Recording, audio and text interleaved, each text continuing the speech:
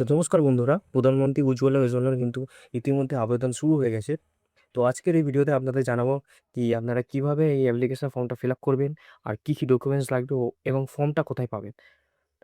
তো চলুন ভিডিওটা শুরু করা যাক। তো প্রথমে এখানে ফর্মের প্রথমে লেখা আছে কেওয়াইসি ডিটেলস। কেওয়াইসি ডিটেলসের পাশে এখানে যে অপশানগুলো দেখতে পাচ্ছেন, মাইগ্রেন্ট।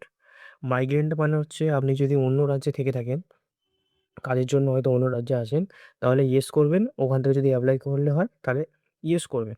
আর যদি নিজের রাজ্যে থেকে অ্যাপ্লাই করেন তাহলে এখানে নো করবেন। ঠিক আছে?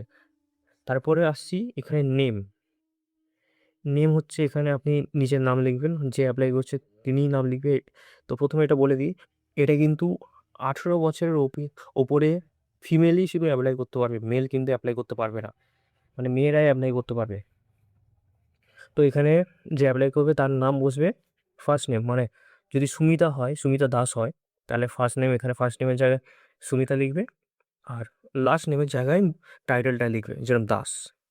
তারপরে আসছি এখানে আধার নম্বর। আধার নম্বরে এখানে দেখুন বক্স বক্স করাই আছে। প্রথম চারটি এরকম করে করে আধার নাম্বারটা বসাবে। যেরকম আধার নম্বরে প্রথম 4টে নাম্বার বসালেন, তারপরে একটা ঘর এরা আগে থেকে গ্যাপ দিয়ে রেখেছে, তারপরের ঘরে আবার দ্বিতীয় 4টে বসাবে, তারপরে আবার লাস্টের নাম্বারগুলো এই পরের ঘরে বসিয়ে দেবেন। তো এটা হচ্ছে, তারপরে হচ্ছে কাস্ট, মানে আপনার কোন কাস্ট, সেই কাস্টটা কিন্তু এখানে বসিয়ে দেবে। জেনারেল হলে জেনারেলে ঠিক দেবেন, এসসি হলে এসসিতে, এসটি হলে এসসিতে। এবার এবারে পাশে একটা ঘর দেখতে পাচ্ছেন A2।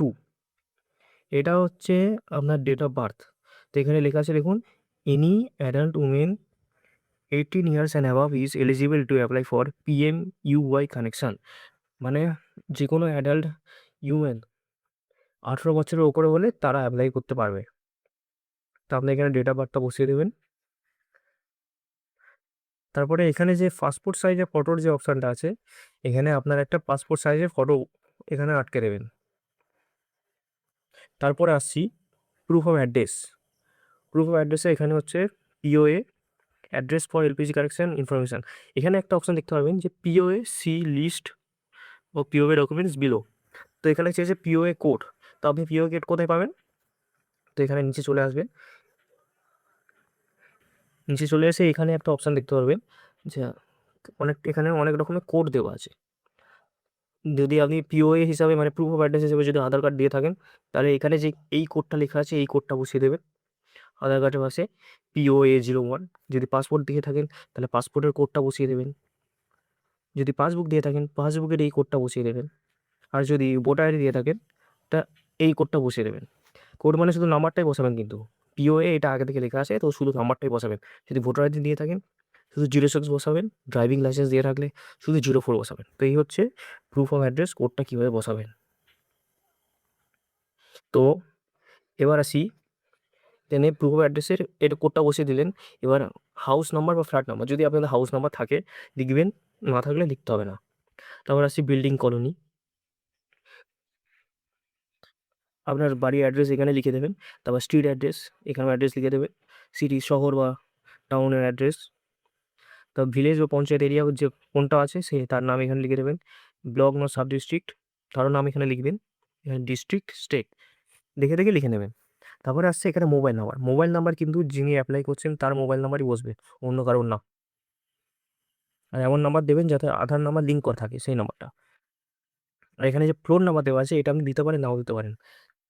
আর ল্যান্ডমার্ক, ল্যান্ডমার্ক মানে আপনার বাড়ির ধারে কাছে অ্যাড্রেস, জানাশোনা অ্যাড্রেস, সেই অ্যাড্রেসটা এখানে বসিয়ে দিতে পারেন। যে আমার অ্যাড্রেস এই বাড়িটার পাশে, এরকম একটা ল্যান্ডমার্ক দিয়ে দিতে পারেন। তার পোস্ট অফিস নেম, তো আপনার এরিয়ার পোস্ট অফিস নামটা এখানে বসিয়ে দেবেন। পিনকোডটা এখানে বসাবেন। আর এখানে একটা জিনিস দেখতে পাচ্ছেন যে ইমেল অ্যাড্রেস। ইমেল অ্যাড্রেস আপনার যদি থাকে তাহলে বসাবেন, না থাকলে বসাতে হবে না। তো এটা হয়ে গেল। এবার নিচের দিকে চলে আসবেন। নিচের দিকে এসে এখানে দেখবেন যে details of all house hold member aged above 18 years as per ration card. মানে আপনার পরিবারের 18 বছরের ওপরে যেসব মেম্বার্সরা আছে এখানে তাদের নামই বসবে। 18 বছরের নিচে হলে তাদের নাম এখানে লিখতে হবে না। তো এখানে প্রথম আছে রিলেশনশিপ উইথ অ্যাপ্লিকেন্টস। তো আপনি যার নাম বসাবেন তার আপনার সাথে কি সম্পর্ক সেই সম্পর্কটা এখানে লিখবেন। লিখে তার নাম এই বক্সে লিখবেন। নাম কিভাবে লিখবেন? প্রথম নাম হয়তো রাজু মণ্ডল, ঠিক আছে? রাজু মণ্ডল নাম হলো। তো প্রথম বক্সে RAJU যেরমভাবে লিখলেন পরপর বক্সে লিখে যাবেন। তারপরে একটা বক্স গ্যাপ দিয়ে মণ্ডলটা লিখবেন। মানে একটা বক্স ফাঁকা রেখে তার টাইটেলটা লিখবেন। তারপর হচ্ছে আধার নাম্বার, এখানে মেল না ফিমেল এখানে লিখে দেবেন। তারপর আছে যার নাম এখানে লিখেছেন তার দিয়ে এখানে একটা সিগনেচার করে দেবেন। এরকমভাবে পরপর যে কজন মেম্বার আছে 18 বছরের ওপরে সে কজন মেম্বারের নাম, আধার নাম্বার এগুলো লিখে সাইন করিয়ে দেবেন। তারপর নিচে আসছেন, নিচে এসে দেখবেন এখানে details of ration card, any other document বা state government family self declaration in case of migrants. Details of ration card, তো এখানে ইস্যুইং স্টেট নেম মানে আপনার যেই রাজ্যের রেশন কার্ড আছে সেই রাজ্যের নাম এখানে লিখবেন। তো পশ্চিমবঙ্গ থেকে অ্যাপ্লাই করলে পশ্চিমবঙ্গের নাম এখানে লিখে ওয়েস্ট বেঙ্গল। তারপর রেশন কার্ডের নাম্বার, সিরিয়াল নাম্বার এখানে লিখে দেবেন। রেশন কার্ডের যে নাম্বারটা হয়, রেশন কার্ডের ক্যাটাগরি লিখবেন না কিন্তু শুধু নাম্বারটা লিখবেন। তারপরে এখানে দেখতে পাচ্ছেন particulars of applicants bank account. তো এখানে কিন্তু আপনার ব্যাঙ্কের অ্যাকাউন্টের ডিটেলস দিতে হবে, মানে যে ওই ব্যাঙ্কের অ্যাকাউন্টে দেবে যে ব্যাঙ্কে আপনার আধার লিঙ্ক করা আছে, ডিবিটি লিঙ্ক করা আছে। তো এখানে ব্যাঙ্কের নাম লিখবেন, এই বক্সে ব্যাঙ্কের নাম লিখে দেবেন। সরি, ব্যাঙ্কের নাম না, এখানে লিখবেন যে আপনার নাম, ব্যাঙ্কের বইয়ে আপনার কী নাম আছে সেই নামটা এখানে লিখবেন। তারপরে লিখবেন এই বক্সে ব্যাঙ্কের নাম, ব্যাঙ্কের নাম এখানে লিখবেন। তারপর ব্যাঙ্কের কোন ব্রাঞ্চ সে ব্রাঞ্চটা এখানে লিখবেন। তারপর ব্যাঙ্কের অ্যাকাউন্ট নাম্বার, আপনার অ্যাকাউন্ট নাম্বার কী সেখানে এখানে লিখবেন। তার IFSC কোডটা এই বক্সে লিখে দেবেন। সব আপনার ব্যাঙ্কের পাসবইয়ের ফার্স্ট পেজেই লেখা আছে, ওটা দেখে দেখে লিখে নেবেন। তারপর এখানে একটা অপশান দেখতে পাচ্ছেন, কটা অপশান আছে, deprivation declare duly sign by beneficiary enclosed with KYC। তো এখানে ইয়েস করবেন। কারণ মাইগ্রেন্ট ডিক্লারেশন অ্যানেক্সন 1, যদি আপনি মাইগ্রেন্ট হয় তাহলে ইয়েস করবেন, যদি মাইগ্রেন্ট না হয় তাহলে নো করে দেবেন নিচেরটায়।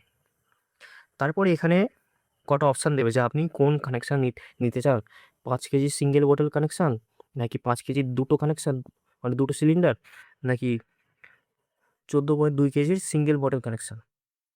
তো আমরা বেসিক্যালি 14 কেজি সিলিন্ডারই নিয়ে থাকি। আপনারা যারা 5 কেজি হয়তো দুটো সিলিন্ডার নিতে চাইছেন তারা এখানে ক্লিক করবে। 5 কেজি দুটো নিলে এখানে টিক করে দেবেন,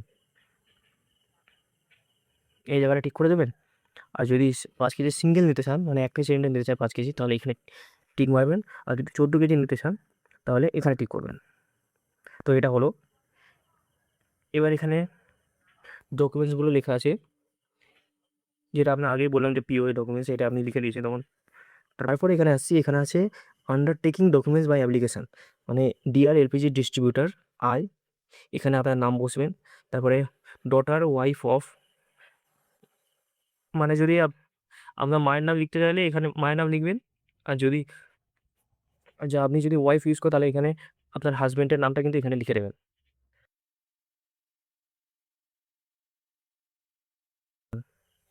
এখানে আপনার রাজ্যের নাম লিখবেন আর এখানে কমপ্লিট অ্যাড্রেসটা লিখে দেবেন কিন্তু।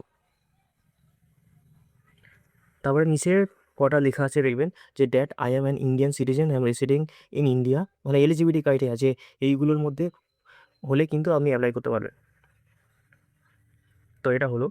এবার এখানে স্ক্রল করে নিচে যাবেন, নিচে গিয়ে এখানে এখানে যেদিন ফর্মটা জমা করবেন সেদিনের ডেট দেবেন।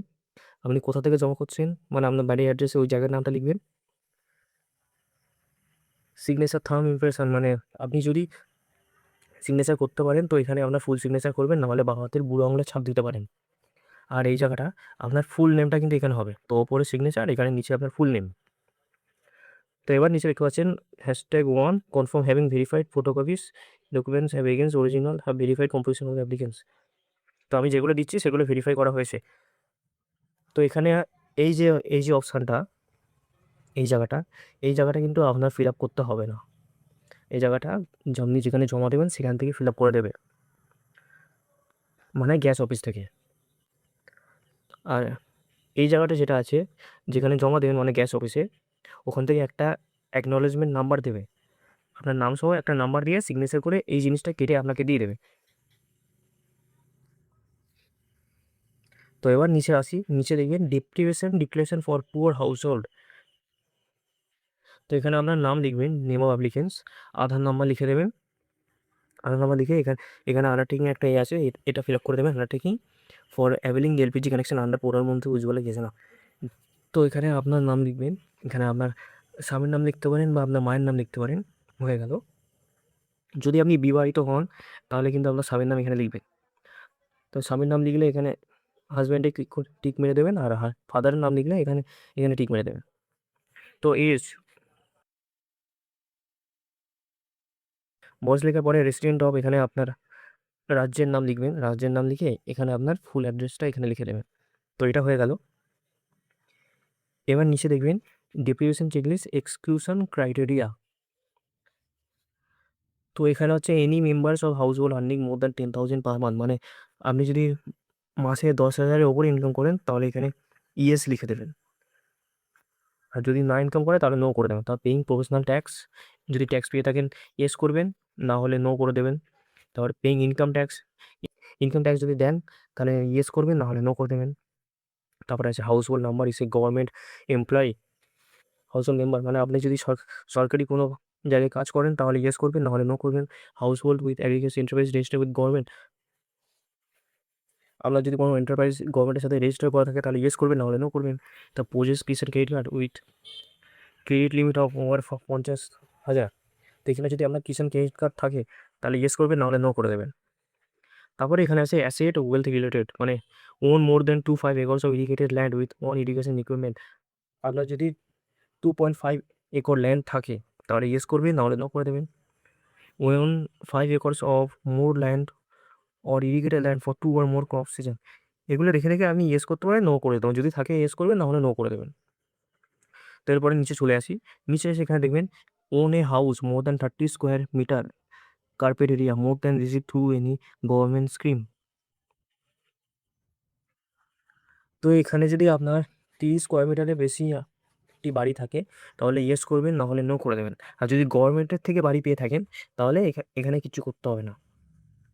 তো নিচে দেখতে পাচ্ছি own a motorise 3-4 wheeler fishing boat, আপনার যদি 4 হুইলার বা 3 হুইলার বা একটি বোট থেকে থাকে তাহলে ইয়েস করবেন বা না করে দেবেন, নো করে দেবেন। অন্য মেকানাইজ 3-4 হুইলার এগ্রিকালচার ইকুইপমেন্ট, যদি আপনার এগ্রিকালচারের জন্য মানে চাষাবাসের জন্য কোনো গাছ থাকে তাহলে ইয়েস করবেন, না নো করবেন। তারপর নিচে আসছি এক্সিস্টিং এলপিজি কানেকশন রিলেটেড। তো এখানে আছে লেখা আছে হ্যাভিং এক্সিস্টিং, মানে আপনার কি আগে কোনো এলপিজি কানেকশন আছে। তো এটা বলে দিই, আপনার যদি আগে বাড়িতে আপনার নামে বা আপনার কোনো ফ্যামিলি মেম্বারের নামে যদি এলপিজি কানেকশন থাকে তাহলে কিন্তু এই স্কিমটা আপনার আপনার নাম বাতিল করা হবে। তো এটা মনে রাখবেন যে আপনার যেন নতুন কানেকশন হয়, নতুন কানেকশন হলে তবেই এই স্কিমের সুবিধা পাবেন। তো এরপরে নিচে চলে আসবেন। নিচে এসে হাই হেয়ার এবার ডিক্লেয়ার দ্যাট ডিটেলস ফার্নিচার আমাদের ট্রু অ্যান্ড কারেক্ট, মানে আপনি যে ডিটেলসগুলো দিয়েছেন সেগুলো সব সঠিক, তাই এখানে আপনার সিগনেচার করবেন। তো এখানে আপনার ফুল নামটা লিখবেন, তারপরে আপনার সিগনেচার করবেন, আর এখানে যেদিন জমা করছে সেই নিয়ে ডেটটা এখানে লিখবেন। তো এবার নিচে চলে আসি। নিচে চলে এসে এখানে দেখবেন certification by distributor, I confirm having received and verified, এটা কিন্তু আপনার ফিল আপ করতে হবে না, এটা আপনার ডিস্ট্রিবিউটার মানে যেখানে জমা দেবেন গ্যাস অফিসের ডিস্ট্রিবিউটাররা এখানে সাইন করবে। তো এবার নিচে আসি। নিচে এসে এখানে দেখবেন self declaration for family composing and address for release of a new connection under, এটা এটা কিন্তু মাইগ্রেন্টের জন্য, মানে যারা মাইগ্রেন্ট ওয়ার্কার অন্য রাজ্যে গিয়ে থাকে বা কাজ করে, এটা কিন্তু তাদের জন্যে।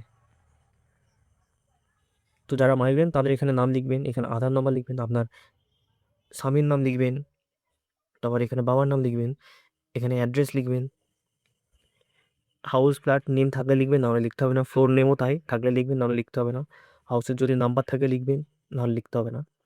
এখানে ল্যান্ডমার্ক লিখবেন, আপনার address, post office, village town, pincode, panchayat থাকলে পঞ্চায়েতের নাম লিখবেন, মোবাইল নাম্বার, আর এখানে সাব ডিস্ট্রিক্ট বা ব্লক যে কোনো একটা থাকলে সেখানে নাম লিখে দেবেন। ডিস্ট্রিক্ট মানে রাজ্যের নাম, কোন স্টেট, ডিস্ট্রিক্ট মানে এখানে আপনি কোন রাজ্যে কোন জেলায় থাকছেন সেই জেলার নামটা লিখবেন। আর এখানে স্টেট মানে কোন রাজ্যে আপনি এখন আপাতত থাকছেন মাইগ্রেন্ট হয়ে, সেই রাজ্যের নামটা এখানে লিখে দেবেন। তো এখানেও ওরকম সেম ওপরের মতন মাইগ্রেন্ট ওয়ার্কারের জন্য সেম আছে, আপনার পরিবারের নাম এখানে লিখে দেবেন পরপর 18 বছরের ওপরে যারা যারা আছে, তারপর আছে আধার নাম্বার, পরিবারের সদস্যের সঙ্গে আপনার কী রিলেশান এটা লিখে দেবেন এখানে, আর এখানে জেন্ডার, এখানে date of birth, Aadhaar number হিসাবে ডেট অফ বার্থ লিখবেন। তো এটা হয়ে গেল। তো এখানে আপনার সিগনেচার করবেন, আর কিছু করতে হবে না। এবার নিচে যে এই এরিয়াটা আছে এটা ডিস্ট্রিবিউটারের জন্যে। তো এই ফর্মটা কোথায় জমা করবেন? তো এই ফর্মটা হচ্ছে আপনার নিকটবর্তী যেসব গ্যাসের অফিস আছে বা ডিস্ট্রিবিউটার আছে, সেই অফিসে গিয়ে আপনি কিন্তু জমা করতে পারবেন। ওখান থেকেই ওরা ওই ফর্মটা নিয়ে নেবে। তো আশা করছি ভিডিওটা বুঝতে পেরেছেন। তো ভিডিও ভালো লেগে থাকলে ভিডিওটাকে লাইক করবেন, শেয়ার করবেন, কমেন্ট করবেন ও চ্যানেলটিকে সাবস্ক্রাইব করবেন। তো দেখা হচ্ছে পরের ভিডিওতে। ধন্যবাদ।